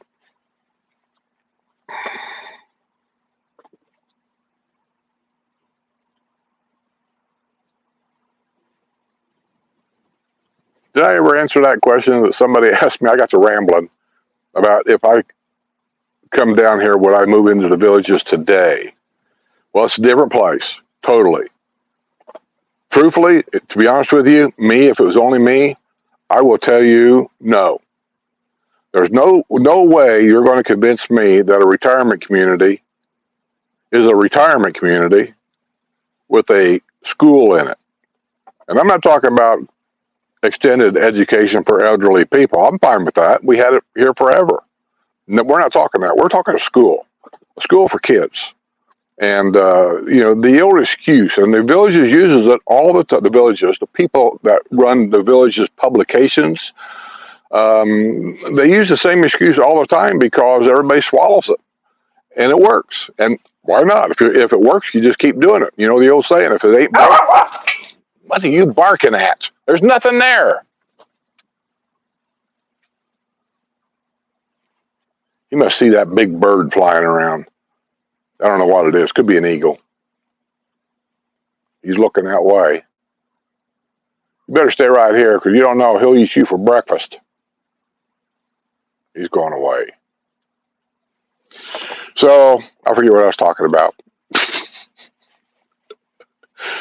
Oh, gosh. No, I probably wouldn't. If it was just me, I wouldn't. I'd find me a smaller place, quieter place. No. But at the time, and I always feel kind of guilty about it because I've talked so many people. I won't say talk them into it. I've done so many videos in the past. People bought here and told me they bought here because of my videos and whatever, and that's great. I hope they're happy. Or are they sitting back going, I wish I never would have listened to that guy. And that's what I think. And that's why I'm kind of fearful sometimes of going out in public, is because somebody's going to be drunk and they're going to say something stupid.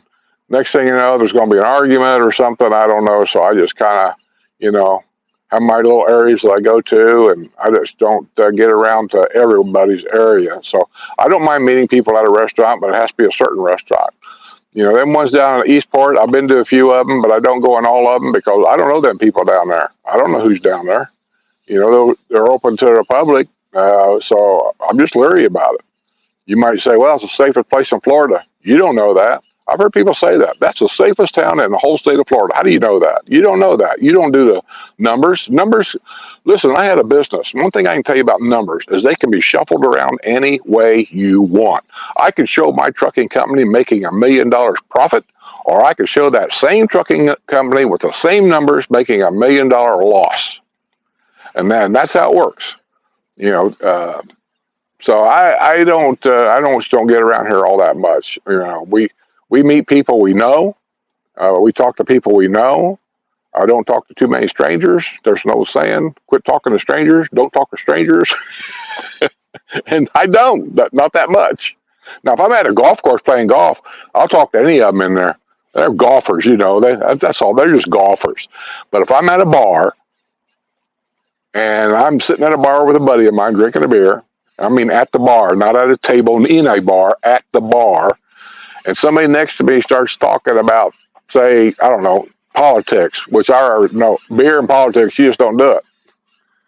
I'm probably going to shy away from that person and look for a table or something like that.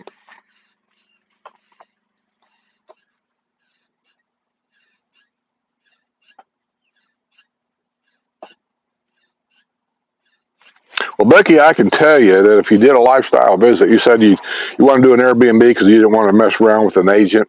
I understand that reasoning there.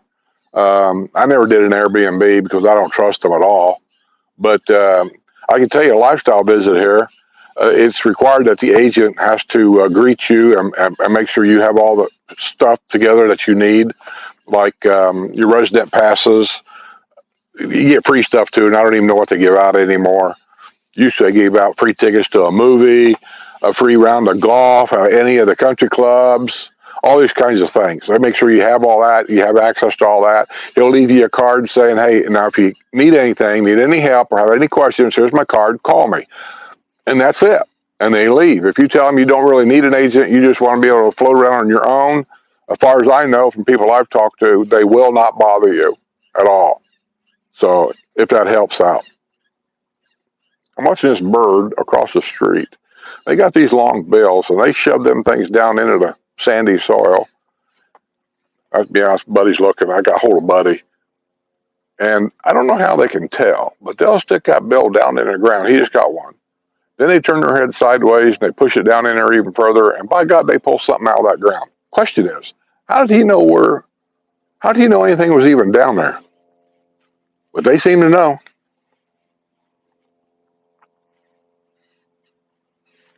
Laura Lamb says she is Dory's Discord. Well, good. I'm glad, Laura. I've sent a lot of Discord links out to people, and I usually attach a little note to it just to let them know. A lot of it is stuff that people's told me because, remember, I'm not on your end of it. I don't know when I send you a Discord link, I don't know what it does at that point when you click on that link. I don't see it. But somebody's told me, said, it's easier to get on Discord if you download the app first. So I've been telling people that. And then the other thing is I tell people, because I don't know if they know how to get their emails on Patreon or anything. It goes to the email they put on Patreon. That's the only thing I can tell you. That the Discord link will automatically expire. That means it won't work after the 7 days from the day that I sent it. So if you need another one, just ask me. I put that on there all the time. And I'm always amazed at how many Discord links I send out. And they can't get them to work or something, I don't know. And then 2 months later, they'll send me a thing saying, hey, send me a link. Okay, I send them another link. And it says the same thing. Remember, this expires in 7 days. So if you need another link, just let me know. 2 weeks later, for the same person, send me another link. And one person, I sent them a link like 7 times. And finally, they opted out of Patreon. I seen where they opted out. So I just sent them a little note saying, hey, I see you're opting out. We're sorry to see you go. Just know you're welcome to come back anytime you want. So then they sent me an email saying, well, the reason why we're opting out is because you don't communicate. I said, what do you mean I don't communicate? So, well, we've asked for links and you don't send them. And I'm looking at it as you've got 7 links. I sent you a link 7 different times. Well, where are they at? They go to the email that you put on Patreon, whatever email that is. And one person even told me, oh, I just made that email up. I never go there because I don't want to put my real email in there because I don't want a bunch of advertisements. Well, if you're going to be that way, at least let me know. Send me personally an email, and then I'll send you a link through that email. But, don't blame me for something. And this is what happens all the time. People are trying to guess around you. They're trying to, I don't know, but it gets frustrating because Discord, and I think I'm correct about this, that Patreon is fun. I do a lot of stuff on Patreon I cannot do on YouTube yet. The day may come that Patreon may change the rules. But as of right now, Patreon does not. They don't disallow a lot. And the Discord, I think, is just a good add-on to my Patreon members so they can go talk to each other. They can post things for sale. They can post pictures of stuff. And they do. Laura will tell you they do. They post pictures of everything. That went to Disney World today, and they'll put 100 pictures on there of what they did at Disney World or I don't know, stuff. Well, Linda, she sold her golf cart on Discord. And I see we announced the different get-togethers. We've had a birthday party for Frank, a birthday party for Sue. We had a get together with Jose and coffee. His soft opening of the coffee wagon, piece of shit one, was over here at the field. All that was announced on Discord, not on Patreon.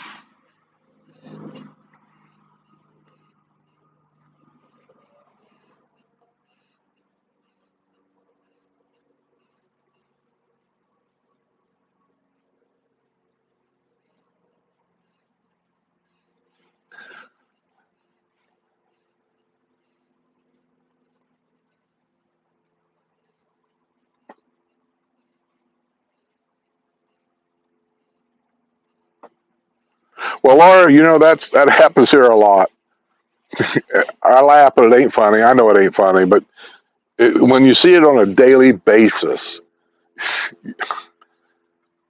you just don't know what to say sometimes because it just happens. And I think sometimes people just don't. I sometimes think some people just don't think they're going to die. Here's the thing that Laura said. She said, the village's sales rep assigned to me several years ago passed away earlier this year. I was wondering why I no longer got emails from him. I know nobody told you, right? I know it happens here all the time. I mean, I sit here sometimes and I'll see, I don't know, a U-Haul van back up to a house or a moving truck coming through, and or I'll see a golf cart go by my house, and I ask Sue all the time, I go, who's that? I recognize things, but I don't recognize people. So I don't recognize that golf cart at all. Did somebody get a new golf cart? Oh, no, that's so-and-so. He bought the house that so-and-so lived in. Well, what happened to so-and-so? Well, he passed away, so she moved back. Oh, I didn't know. Even in my neighborhood, probably 60% of the people that used to live here, the original owners of these houses, are gone. I don't know where they're at. Died, moved, I don't know, but they're just not here. This house over here next to me here had been sold, I think, 4 times. The Canadian house, I'll just call it that. The Canadian house across the street, this makes the first, second. This is the third owner of that house, second owner of that house, second owner of this house, second owner of that house, second of that one. I could go down this block here and tell you about them. I can't tell you about the whole neighborhood because I don't live there. Second of that house, second. Most of them are second. But it seems like the corner lots here, that seem like what everybody wants for some reason. The corner lots don't stay very long. 3 owners, 4 owners, 3 owners. Uh-oh. Guess who's home? Mommy's home. Right there. Hold on. There goes the chair. Get over here.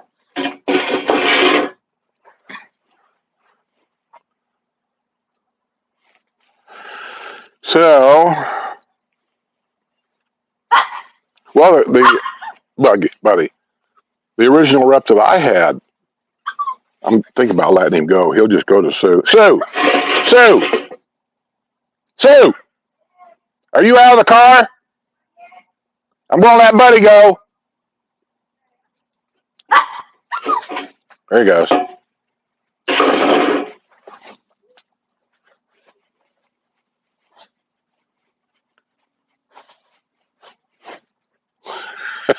God.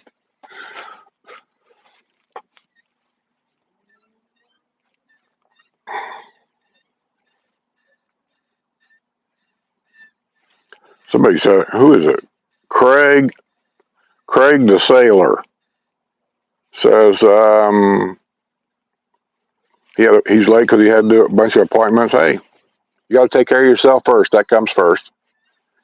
Says, hope you all are doing better than 34 degrees and snow. Yeah, I've seen up north that there's a system coming through. It's going to get down here, I think, by the weekend or something. I forget what the weatherman said. Where we're not going to get any snow, but our temperatures are supposed to drop for a couple of days. I didn't really catch what the temperatures are going to be, but that's one thing here. I just don't worry about it all that much. Even if it gets down to freezing down here at night, give it a couple of days, it goes back up. I mean, that's the advantage of living down here, isn't it? It's 32 at night, maybe 50 the next day. couple of days later, it's back up to 75. So I just don't worry about it all that much.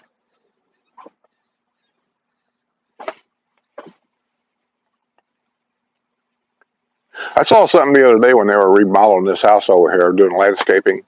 I'm just going to throw it out there. It's not a big deal. I've just never seen it done before.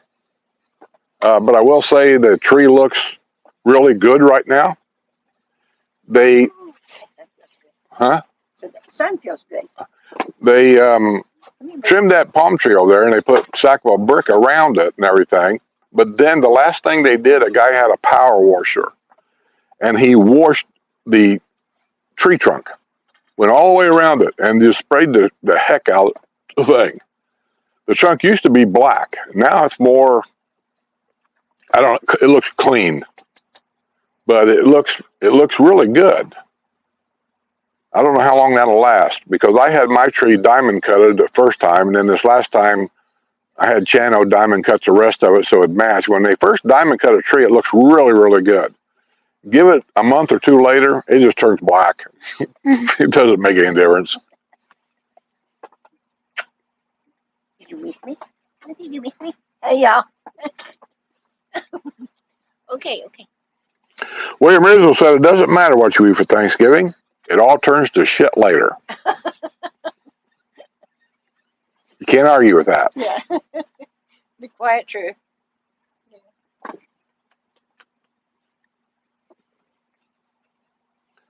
Laura says she hasn't gotten an email from her real estate person that they assigned her to down here in a while. So she was checking into it to find out he died. Oh, They- it happens. When they didn't tell her. That's the problem here. Things happen all the time. You never get told. Like our district rules, they may change them, tweak them, add a little something to it. They don't tell you. You have to go get those rules and get the updates. They have everybody's email, though. If you have a problem, they can sure send you an email about it. Well, nice. It doesn't hurt to every once in a while go to districtgov.org and see if they've got, I don't know how they would put it, new. You talk to them. Oh, I'm okay. talking about. If they got new stuff going on, and I said just check districtgov.org and like I said, I think they've got a column there for new stuff in case something comes up. I mean, they're not going to necessarily call everybody in the place, but like I said, they do put it up on that site, a lot of it.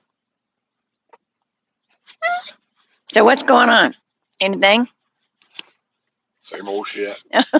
Okay. I've been watching neighbors. So this last week or 2 weeks, it's been just nothing but a bunch of noise here. Oh yeah. This guy over here had gutters put on today, Yeah. and the guys that did the gutters, called the gutter guys, Yeah. they're okay. But I think Stipe did a much better job by watching them. I just watched him. Well. He's walking around the house with a hacksaw to cut the gutters. Well. That's kind of, I mean, he'll get the job done, but that's kind of unprofessional, really. Yeah. Well, like I said, everybody, has their own people. So, and like I said, we've had Stipe do a lot of work, but If you look at the corners of that gutter, right there, you see it? yeah. They cut the gutter in the way, and then they take this little hammer and they bend it around that corner, right there. Yeah. And then they put rivets in. That's a cheap way of doing it. Stipes, if you look on our corners, it's a piece that's 90 degrees. It slides over the gutters. There's a seal that goes in there. He rivets it from bottom. Clean look. That is not a clean look. Oh, okay. That's what I'm saying. Little things like that I noticed. Yeah. I build cabinets. I could pick shit out like you wouldn't believe. Yeah, you could find the bad thing in just about everything. But yeah, I would have never known that. So, it's beautiful here today, but we're having a change of weather for a couple of days anyhow. Tomorrow's going to be cooler than what it is today, and then Friday it's only going to be in the 60s here is what they're saying. But then our normal weather be back up by Sunday. We'll be back to our normal temperatures, and I think we'll be in the 80s next week again for a little while anyhow. So that's a good thing. But like I said, for Friday, if you're going to do anything outside, I'd take a jacket, take a sweater. Laura says, food. Skip told us how much cooking he is doing tomorrow for Thanksgiving. She knows you're lying. Yeah, Yeah, and he's a good cook. He really is. He just doesn't do it. And I said when he fixed Thanksgiving dinner, he fixed it for Bob Evans. Yeah. I just had it delivered to the front door. I don't see the point. I mean, if you can buy a dinner for two at Bob Evans delivered to your front door for say $35-40, why would you go to the store, spend all the time, effort, gas money, and fight that madness up there to get all your stuff to come home and spend half the night? My mom was up all night, turkey in the oven, checking on it all the time, all this kind of stuff for a 1 hour meal. And then and then you have all this leftovers, and at the end of Thanksgiving, here's what Mom does. She's trying to give everybody a take-home sack because she don't want this stuff. Yeah, that and you learn ways to use your leftovers. Yeah. Well, I was telling my grandma, Mom's mom on the farm back in the day, walking in her house on any holiday, it smelled like some of the best cooking. Oh, it was wonderful. The smell is what you miss the most. But it's not the same without the family, though. Yeah, she never was a store. She did not. I mean, she had a root cellar, and anything she needed was either in the root cellar or she made it. Bread. She never bought any bread. Yeah, yeah. She made it. Yeah. Whatever happened to that? How come nobody makes homemade bread anymore? And because we eat it. So? Well, you eat the bread you buy. I know, but when you eat bread, you eat it a slice at a time. If I'd make homemade bread, I would sit down and eat the whole loaf. I mean, it's just that good. Because I have it. Well, that's what I mean. We eat a lot more than what we should, and that's who decides what we should eat and how much. Your health decides that. You're going to die in 10 years. Who cares? Well, I don't want to die at 400 pounds. Everybody's saying, well, I got to be buried. I can't be cremated. And I'm going, well, that's up to you. But I'm just curious why. And they have the same reason that you have that I just can't wrap my head around at all. I just don't like the idea. Mom's still getting around. Yeah, they just come back from a cruise. This is the first time I've seen them since they got back. I don't know how old she is, but I hope I get her around as good as she does. She's, I forget, I think 87. Pushing 90, I think. Yeah, yeah. But Debbie took her on the. Tired, you sit out here and you watch everybody. But she got to go on the cruise with them this time, and I know she was thrilled because she used to cruise a lot when her husband was alive. So he likes her a lot. Oh, like I said, he loves her, and I said when he seen their car pull in when they got back the other day, he was going nuts. And we had something else going on, so we couldn't go down there. But we're going to go see her today, aren't we? Yes, we're going to go see her today. Yes, because you like to both of them. KJ Uper. I wonder if she's a Uper from Michigan. Well, probably. That's what they call them on the UPF. Yeah. Upers. Yeah. And going to the up. She's making sourdough bread. Well, don't look at me. I mean, I said that for a reason, because if I make it, we will eat it. And I said, along with that, all the other stuff, we don't need that. It doesn't have to be we'll eat it. I'll eat it. Well, you don't eat it either. I mean, basically, after steak and lobster and cherry delight and tiramisu. Once a year. Yeah, Big deal. You don't get it once a year. You get it every holiday. When was the last time I had cherry delight? See, you can't remember either. For the holiday. What holiday? Well, when was the last holiday? I'm asking you. You're the one that cooks it, not me. Well, I think it was probably July 4th.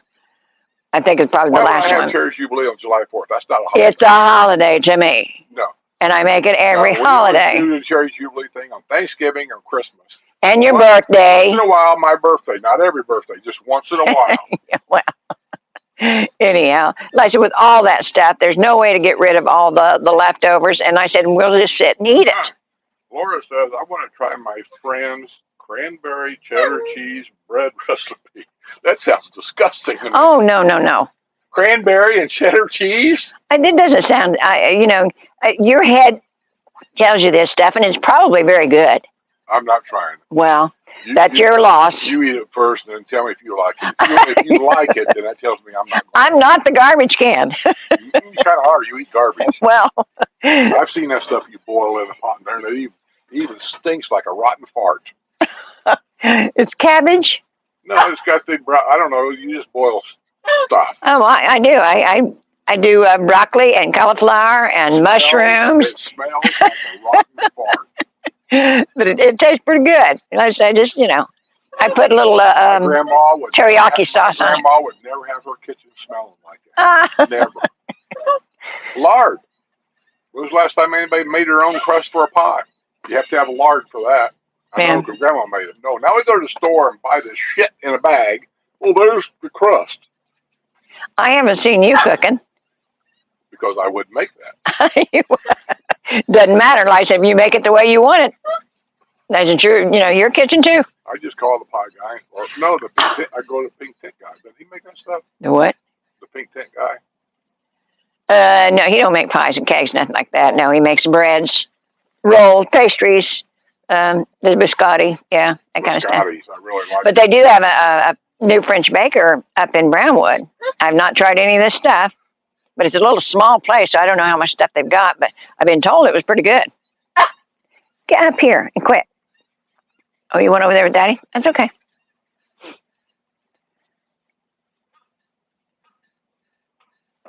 But I had you on when I'm sitting there in the chair, and I had to ask the guy next to me if I was buying, because I didn't take my earphones with me today, so I had it down a little bit, enough that I could hear you. And then he said no. Chicken and noodles for Thanksgiving. Yeah, I get that. I do like the chicken noodles. And I was going to ask you if you want that tomorrow, since you're having steak and lobster. Am I having steak and lobster? You are having steak and lobster. So why do I want chicken noodles? That's what I'm asking you. Do you want it or not? I mean, if you have it in there within the next 2 or 3 days, I'd eat it. I know. But I mean, I don't need it with the steak and lobster, no. Okay. Well, I said maybe I'll wait and make that over the weekend or something. Steak and lobster, what I'd really like to have is cheddar mashed potatoes. I could do that.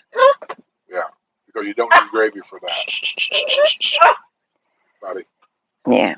But that's what we always use the chicken noodles for. Yeah, That was our gravy. chicken noodles to us was Come like just gravy.